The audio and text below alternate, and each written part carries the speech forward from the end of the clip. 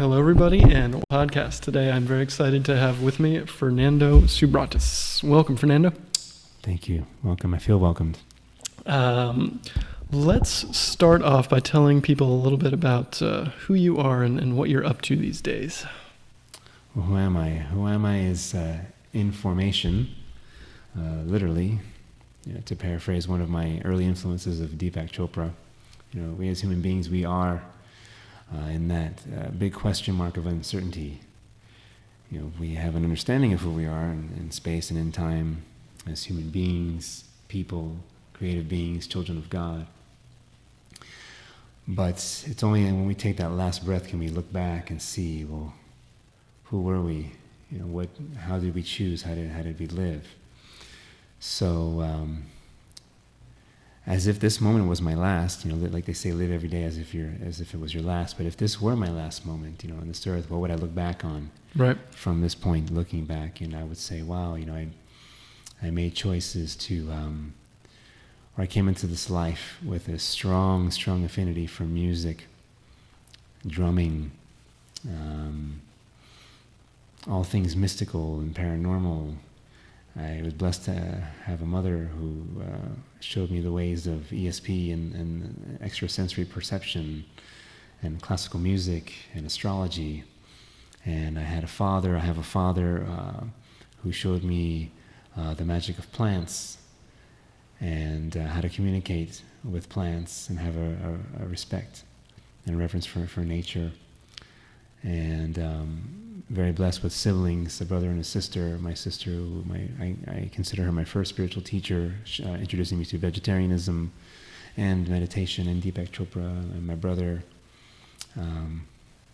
showing me compassion and love and understanding and patience and responsibility, and getting into meditation formally as a young adult, my early 20s, having traveled to India to study music. Right. As a drummer, I do play an instrument called the tabla, but having what I wasn't expecting to have, but having a slew of amazing hyper-synchronistic events and amazing episodes of hyper-lucid dreaming, which really was foreshadowing.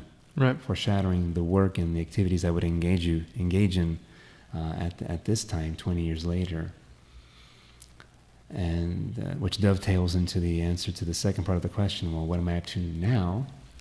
What I'm up to now is raising a family of 3 amazing children with my wife, who is a spiritual, very involved spiritual being, enlightened spiritual being in her own right, a medicine woman, 3 musical, creative children.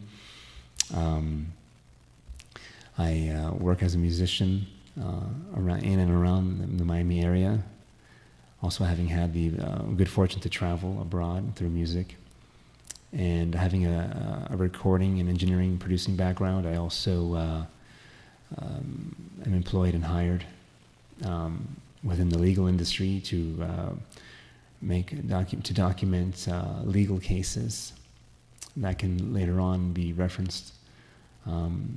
From that experience, I've learned so much.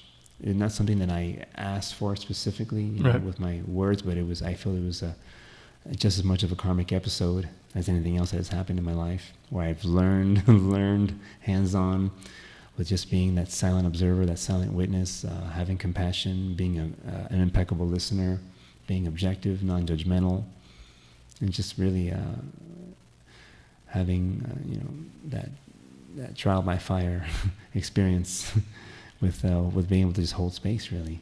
Right. Hold space, which I feel has complemented the work that I do now as a meditation teacher very well. It's really giving me that training to sit for extended periods of time, and all you can do is listen. Right.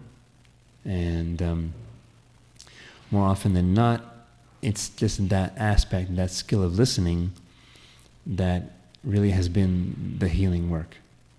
Because more often than not, people, what they're most needing, most wanting, above and beyond the problems that they may present to you, right, in a group or a private setting, is really that deep need to be heard, to be understood, to be seen, to be respected and appreciated.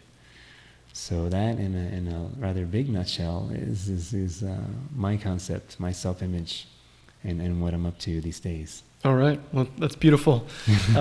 So for you guys listening and watching out there, I met Fernando a couple weeks ago at one of his lucid drumming and dreaming events.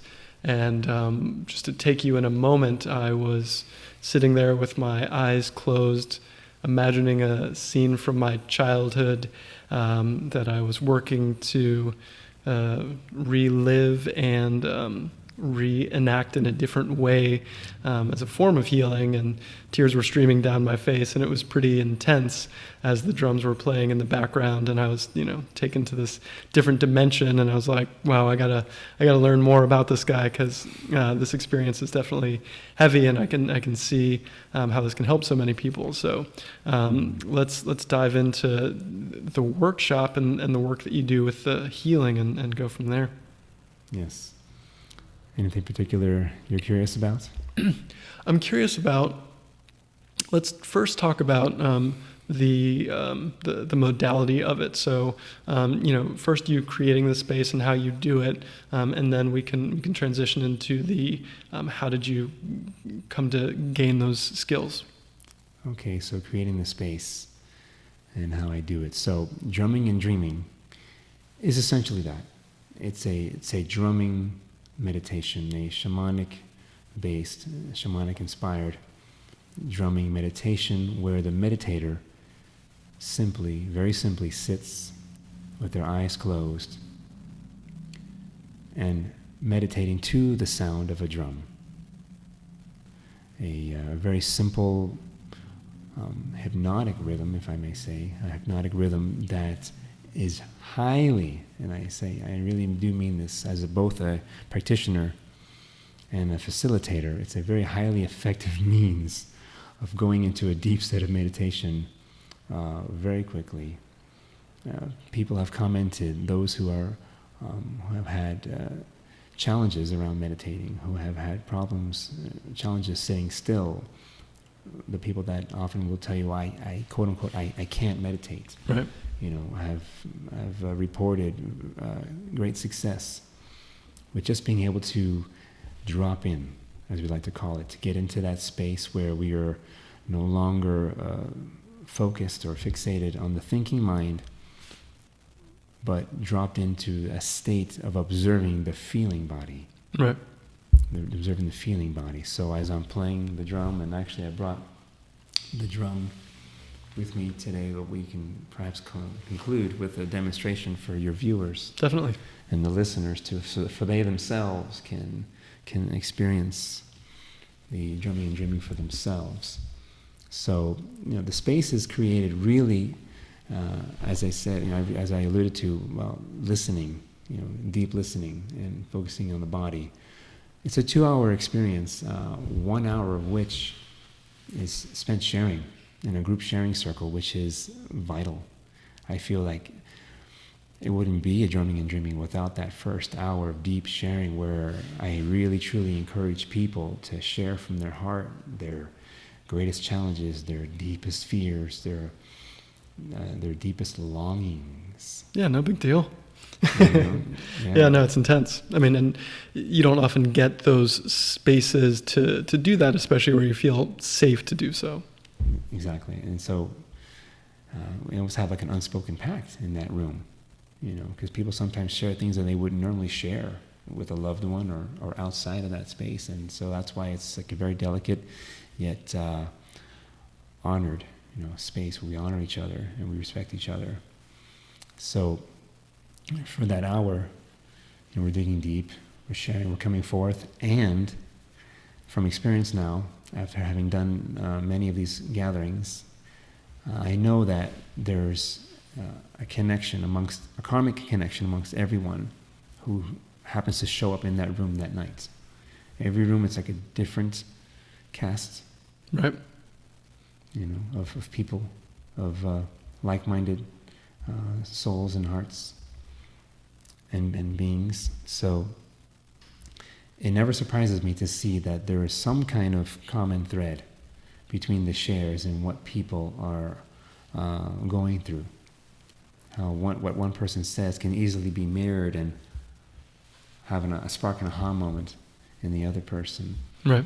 So after that hour is complete, when it feels right, it usually ends up being right at the hour mark, and I'm not watching the time, even though I'm a drummer and my responsibility is on time. It usually ends up being very natural and synchronistic around the way the workshop flows. So after that first, segment is completed, then we introduce the drumming, where we just experience it without having any intention or any destination to start with.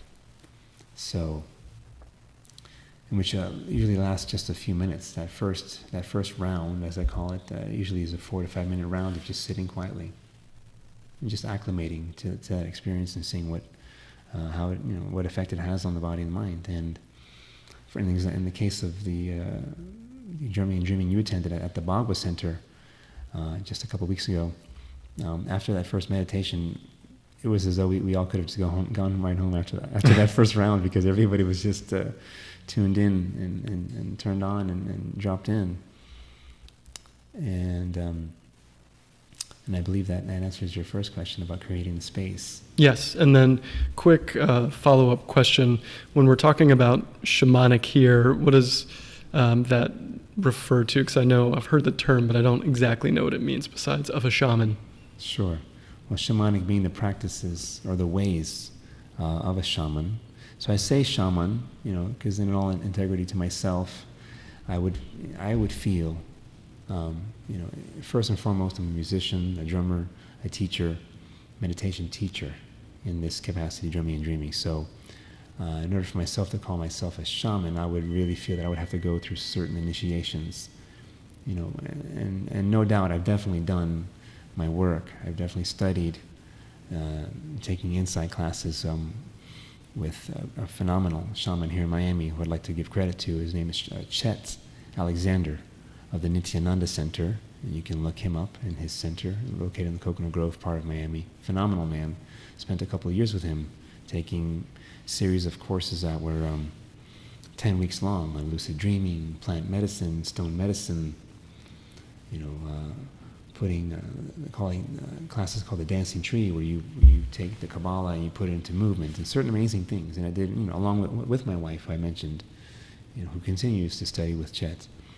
And so he is a shaman and a Kabbalist, because he was literally adopted by Native American families. He's gone that far to be like an adopted member of certain Native families here in Florida. So myself not having gone through that whole process, I consider this, it's a shamanic style of meditation. So, what does it mean to be a shaman then? What does that mean? Shamanic and to be a shaman. Well, a shaman, as I understand it, is someone who derives his life teachings directly from the earth. Okay. Directly from nature. Who is so attuned to the elements, the air, the fire, the water, the earth, the stone medicine, that you can simply, literally and simply sit out under a tree for an extended period of time, like the Buddha, right, and get information once you are able to understand the language of Mother Nature. For example, and also understanding the four directions and the particular symbols. Granted, these symbols change, what they mean, but in his particular tradition, the West would represent earth, the South would represent water, and the East would represent fire, and the North would represent wind, with the caveat that those symbols, the associations do change depending on which tribe or which tradition you follow. But so an example of a shamanic teaching, let's say you are sitting under that tree and you are attuned to nature and you feel a breeze coming from the direction of the west. Right. Not only are you aware of your position in space and your environment, you are oriented, you are aware of which way is west, but you are awake enough and aware enough to feel this wind coming into your space, gracing you from that direction. So one could say that the teaching for that moment that Mother Earth had for you, the shamanic teaching, as a student of shamanism, as a shaman, one could interpret that Mother Nature had a message for you regarding your belief systems around your habits, what you believe, the beliefs you have around your own habits. Okay. Because wind being a symbol of beliefs, but the west symbolizing your habits. Okay. So that's just one example. For example, you feel a wind coming from the west. Oh, and what is it about? What are my habits? What are the beliefs I have around my own habits? Interesting. Bad or good. And you can do the same, with the water. You're meditating on the beach in the east. The water and the emotions. That might lead you to have a seated meditation or pondering, contemplating your own emotions and the fire within you, and the imagination, how you imagine your emotions to appear to others, like when you're in an emotional state. Right. So, on that regard, a shaman really is a student of life, seeing the planet Earth as his classroom. All right. Thank you for that deep dive into shamanism. So, I want to talk a little bit about the healing aspects of the lucid dreaming. So we talked about dropping into these kind of deep moments for people. Can you describe how you take people through that journey as a healing journey? Because I imagine that could be pretty traumatic if it wasn't set up the right way. Good point. Well, I'm also very proud of the continuing education that I've done in the recent year and a half. That work I did with Chuck Alexander was about 10 years ago. Okay. But in recent year and a half, I got to learn from the great Robert Moss. You can look him up as well. He's a very prolific author and workshop and seminar leader around the world. He also has online courses specifically to dreaming. So I took a course with him and just learned, first of all, about the many facets and the multitude of applications that your dreaming can have. One would be just for the simple, regular recall of your dreams from your sleeping state, and how to get the most out of those. Right. As far as your comprehension, your recall and your comprehension. How to, using drumming, how to go on a drumming journey, a drumming meditation, so that you can, quote unquote, re-enter that dream and pick up where your sleeping state left off and continue that dream and see what information is more there for you in that dream journey state. So another application could be to connect to a dearly departed one. Right. You can literally, in the dream state, either waking or asleep, you can visit with dearly departed ones and see what messages they have for you. In fact, it was just such a major aha moment to learn that it's literally the afterlife that we visit in those moments when we are visiting with a dearly departed one. The only difference being that we end up waking up to this reality when the night is over, right? Yet they remain there. So, and many more, that you can connect, you can discover your spirit animal, have a relationship with your spirit animal, your spirit guide, your guardian angel, even greater mystical phenomena such as visiting a parallel universe or the parallel universe, and even taking dream field trips. You can intentionally meet someone let's say you can make a pact, like in this waking state right now, you and I can make a pact to meet up in our dream state tonight. Okay. And with proper practice and preparation around that, that is completely doable. And in the mode of healing, as you're asking, how to apply this from the mode of healing, let's just take that dream field trip, for example. You can visit someone, say, who's in a coma. Okay. And speak to them. And ask their higher self, ask their non-physical being what it is that they would need or what could possibly help them, bring them back to the living, for example. Or someone who's struggling with a particular area of their life, who may not even have any particular health issues, but is having some kind of an emotional or challenge in their life. You can also ask their dream self in a lucid state. Speak to their higher selves and glean information from them that they would not normally have access to in their waking state, because we're so much in the frontal lobe and the thinking mind. So just those examples right there just illustrate just what vast healing potential this dreaming work has. So two follow-up questions. The first is the dream field trip. So let's just say we met up in the dream and then we compared notes tomorrow. Would our notes be the same? Do we have the same dream? Is that too literal a way of interpreting it? No, that's exactly how you would one could expect, to embark on that journey. Perhaps we can try it here, or later in the night. But yes, you would set an intention, do an invocation, and allow it, leave it to grace. You would surrender to the dream gate guardian, and then see what happens. All right. And then in the following day, you would of course take your notes. I mean, this process of vivid and regular recall does involve journaling.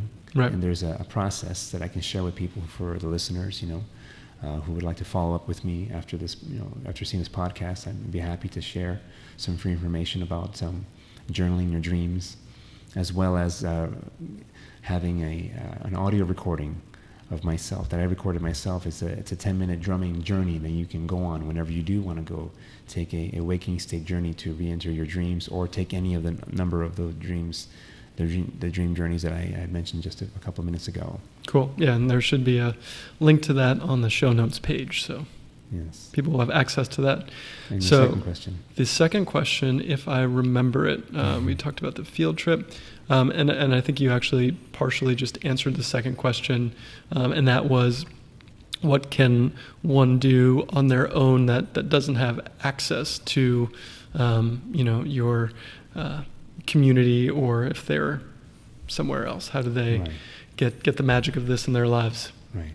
Well, drumming and dreaming does work very well online. I have tested, and I have worked with clients online, where I'm literally drumming, over the internet airwaves, and they are feeling it and hearing it, and responding in a very similar, if not exact way, as if we were in the same room. So that's one avenue. Right.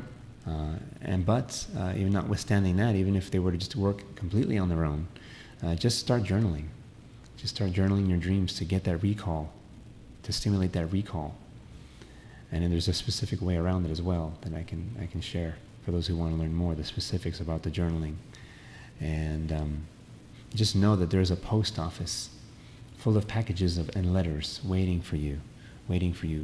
Of all the dreams that you never remembered, Right. or of all the dreams that you never fully understood, those exist as letters and packages in the post office of the dream realm that can be accessed, that you can access at any time. It's there waiting for you. What if we don't want to open up those packages? Right? Well, who doesn't like to get packages? All right. Usually when we receive a package, it's because it's something we've asked for. Okay. There might be the spam, the junk mail here and there, now and then, but for the most part, when we receive something, it's because we've asked for it, and it's because there's information that we're needing to get. Okay. And when we have those like bizarre dreams, I'm gonna throw a random one out there that I had the other night that stuck with me. So you just met my 8-month-old son Noah. I had a dream that he was standing up, and he was he'd walked to the toilet. He wasn't tall enough to stand up and pee in the toilet, but he's peeing on the toilet. And I was like, wow, he's growing up so fast, but he's just not quite getting it. Is that anxiety about him growing up? Is that the dream world telling me something? What do you think? Oh, definitely. The dream world is always, always, always, without fail, making its most humble attempts to inform your waking state. And I'll repeat that. Our dreams are meant to inform our waking state to help us. So, and in the wise words of Robert Moss, we begin as dreamers and shamans, and we call a shaman who focuses on dream work, we're called dreamers. So as dreamers, we begin to see our dreams as literal and life, our waking state, as symbolic. And more often than not, our dreams show us how we can embark on effortless time travel. Right. So when you take those two notions together, and if it were my dream about my infant son, I would simply take it as a time travel dream, informing you that you might want to invest in a little step stool, so he doesn't go all over this. So he actually aims and gets into his targets. Gotcha. Okay. You see. Fair enough. And Noah, and there's when also discussing dreams, this is called this is a game that anyone can do. When you're and it's encouraged to always talk about in addition to journaling, talk about your dreams with your loved ones in the morning at the breakfast table. We call it shamanism at the breakfast table. All right. Just talking about your dreams, and when you're listening, not only are there certain techniques you can employ to help the other person understand their dream, but you can also just kind of intuit certain things, that can only come as inexplicable intuition. For example, so Noah, thinking about that name and its biblical, references, and the fact that he's 8 months old, but he's not quite standing right now. You said, is he? Right. He can get up on 4s, but. Okay, but in the dream he was standing up already. Right. Okay, so that might be, a time travel dream when he's maybe 10 or 11 months old, right? And in tuning into that, you might say, well, 11. Okay, well, what's the symbology of 11? Well, 1 + 1 is 2. So you might want to look up the number 2, if it were my dream. Okay. You see, and then he was peeing, and that's a way of relief. The feeling around that. Right. The feeling around that is this, is universal. is a sense of relief.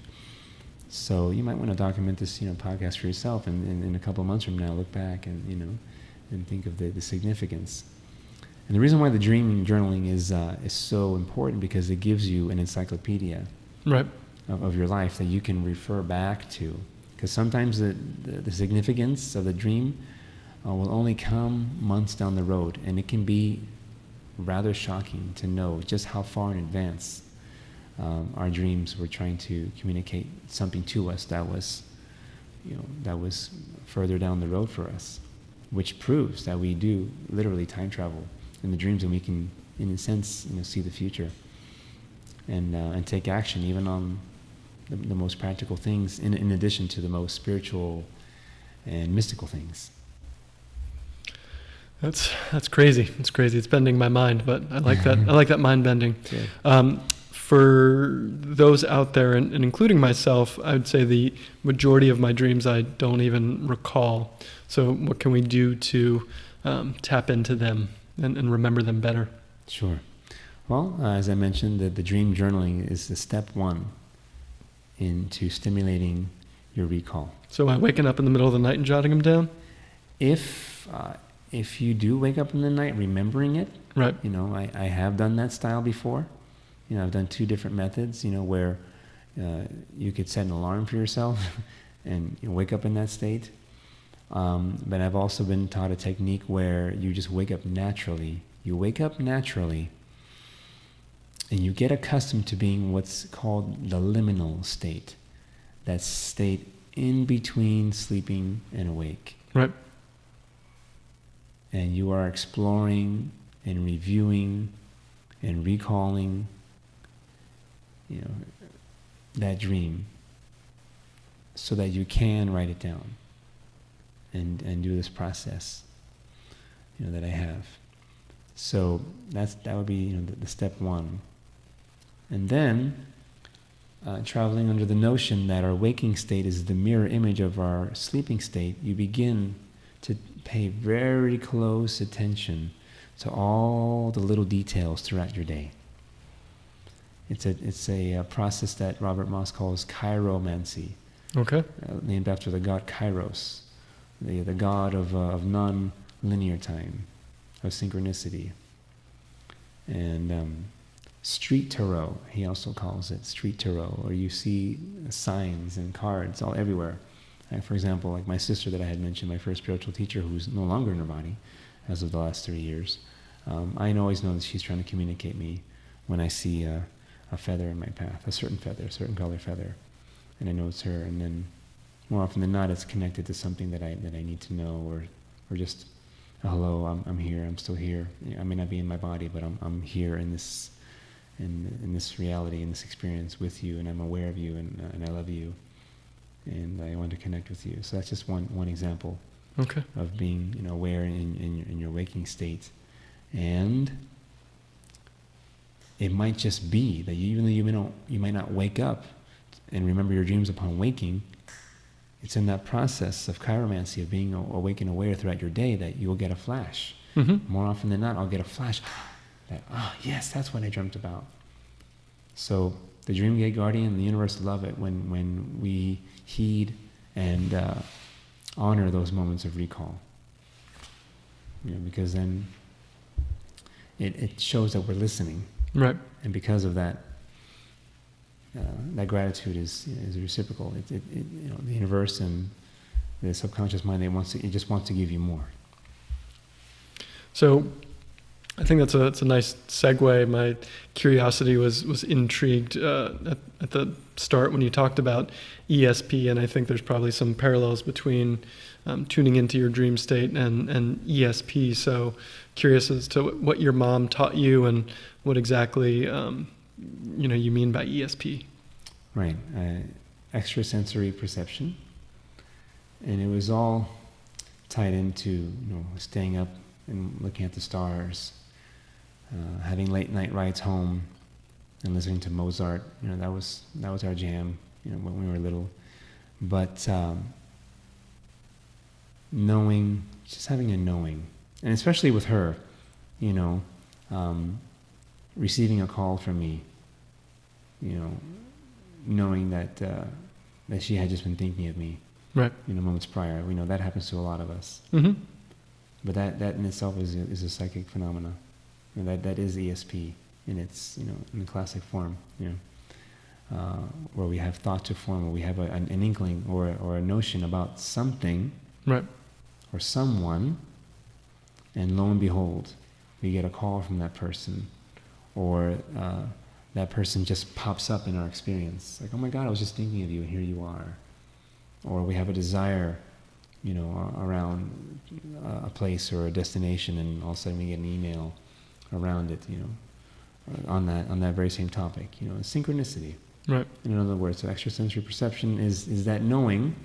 So the ESP is not just the acknowledgement, like, oh wow, that's cool, how cool, I was just thinking of you, wow, and then letting it go, and then moving on, like kind of dismissing it like a novelty. But the ESP, you're getting to that expectation of it. The expectation of it, like you're expecting it, and like, oh, okay, of course. You're like enough. Oh, well, of course this happened. Of course I'm hearing from you. I was focusing on you, and the universe was delivering exactly to me that which I was focusing on. So, yeah, ESP. And then I've spoken with a few folks recently who access the Akashic Records. Is that something that's in your realm? Is not in your realm? It's been calling me. Actually, I thought about starting my own music label named after the Akashic Records. You know? And there's a gentleman, Ernesto Ortiz. He's known as like the Akashic Records guy in Miami, who does retreats and gatherings. And there's also someone who does Akashic Records readings. Haven't worked with her, an Indian woman who works also out of the Bhagwat Center like I do in Miami. You know, that would be, I guess, the keyword search, Akashic Records Bhagwa, if you were to want to learn more. So my understanding of the Akashic Records, that it is literally a record stored in the fabric of the universe that contains every thought, word, and action that you've ever made in your entire life. It's crazy. Or lifetimes. And that also in deep states of meditation, like we embark on in the drumming and dreaming, you can access these Akashic Records. And practitioners of this work, all they need is for you to just walk in the room, and they can tell you one heck of a story about you on first glance. Right. Because they live in that field. They're just inextricably connected to the Akashic Records. So I highly recommend it if someone's curious about it, to look into their own records. Yes. No, I've gotten a reading or two, and it's crazy what comes up. Yeah. Cool. So I know you've had such a diverse and kind of really cool trajectory of training and education. As you think about it, what are some of the highlights that kind of pop out when you think about, these amazing spots where you've learned stuff? I mean, you've talked about your journey in India learning the tabla, and some of your work here in Miami with different people. But what haven't we covered yet that you think is kind of a cool place to pop into your journey? Sure. Yeah, and in the bio, that I sent prior to coming on air, I did share most of my story about having gone to India, being a musician, being raised on rock and roll, discovering Indian music and tabla in my late teens. Making it out to India was huge. As a 21-year-old, just on my own, traveling alone, having contacts, but literally just having some of the most amazing experiences of synchronicity ever. I only met 2 Americans on that 2-month trip, 2.5-month trip. That felt like 2 years.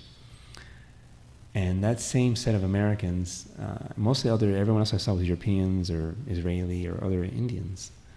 But these 2 people, not only were they from the US, but they were from Florida.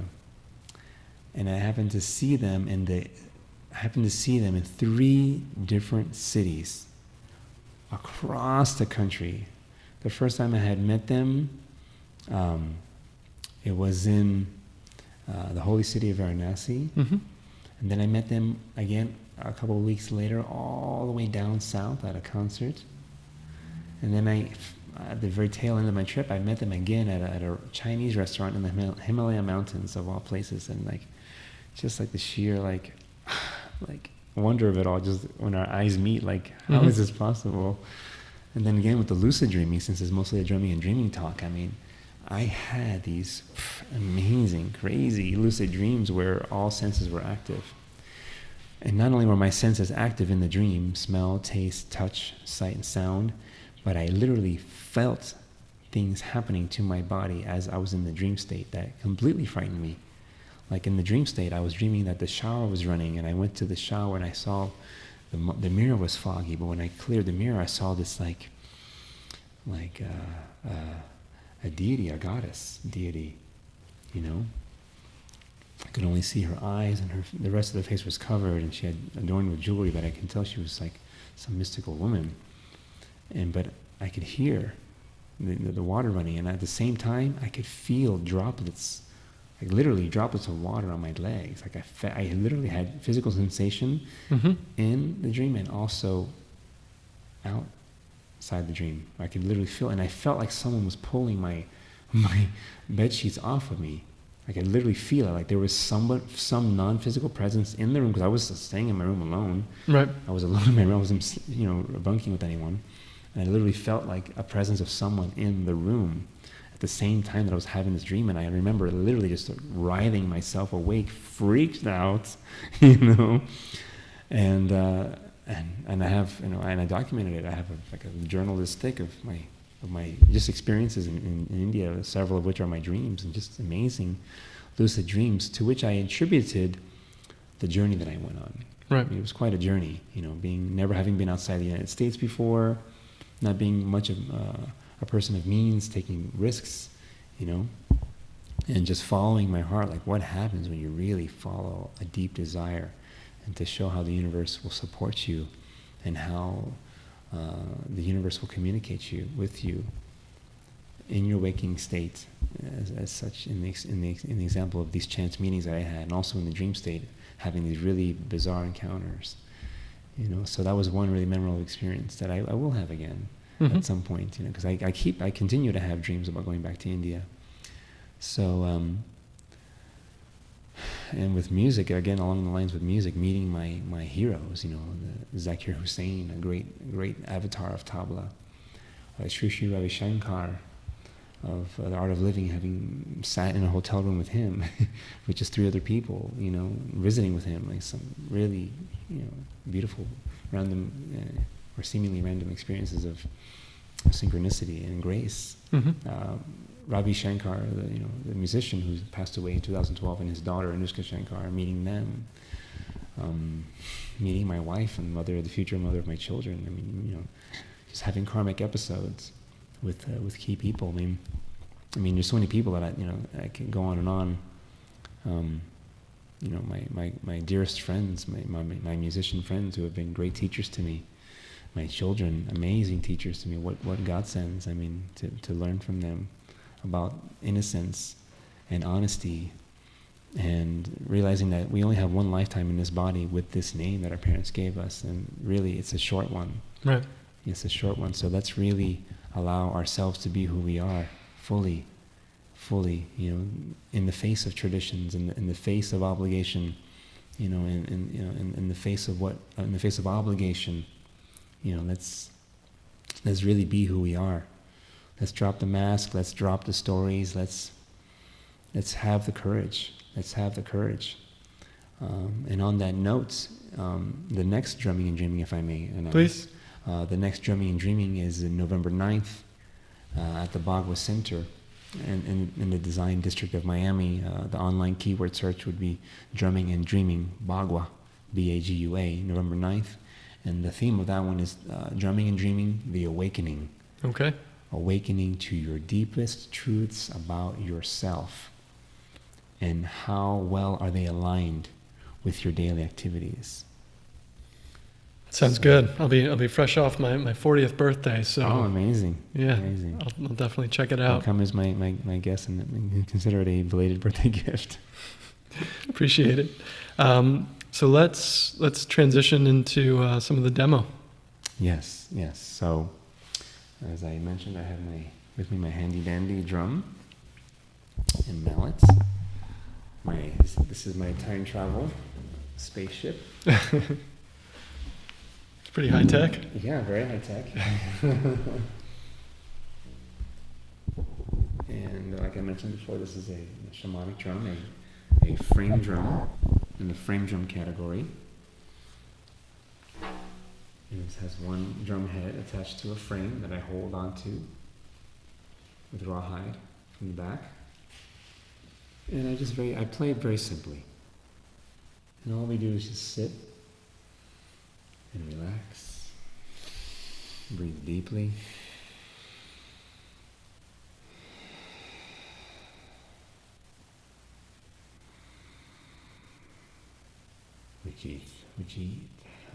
With each deep breath,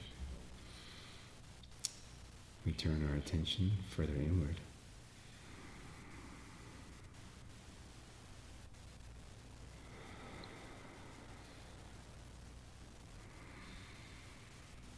Slowly and gently dropping in from the thinking mind to the feeling body.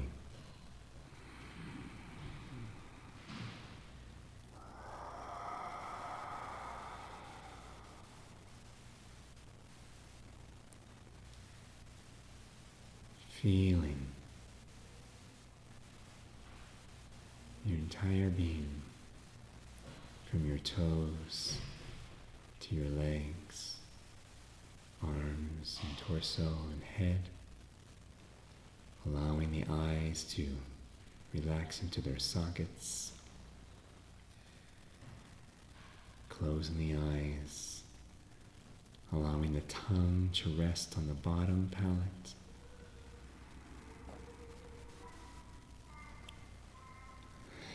and allowing yourself just to be here and now.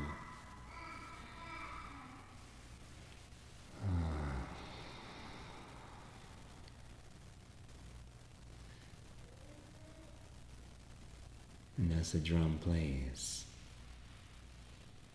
trust that a portal to the dream time is being opened,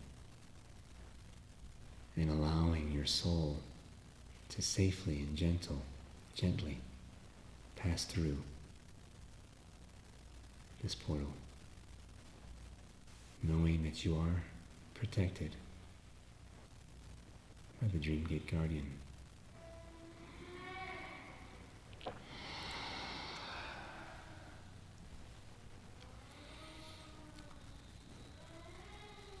And through the drumming, you may embark on a journey of the soul and receive images from the recent or distant past, or images that you cannot otherwise explain. Or you may simply see nothing. Nonetheless, be open to whatever comes.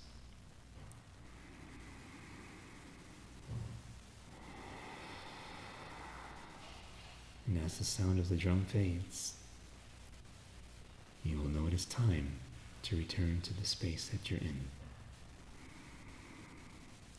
along with the sound of my voice, gently bringing you back. Breathe in, breathe out, and begin.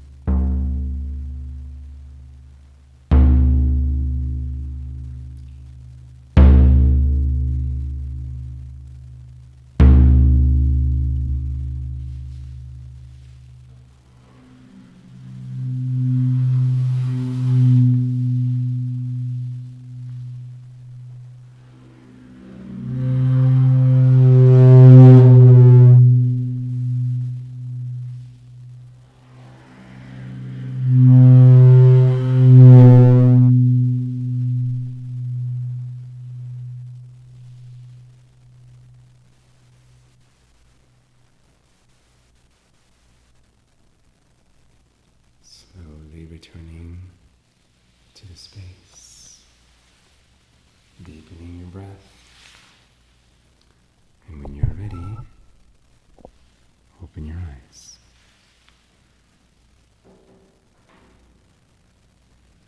All right. Thank you for that demonstration.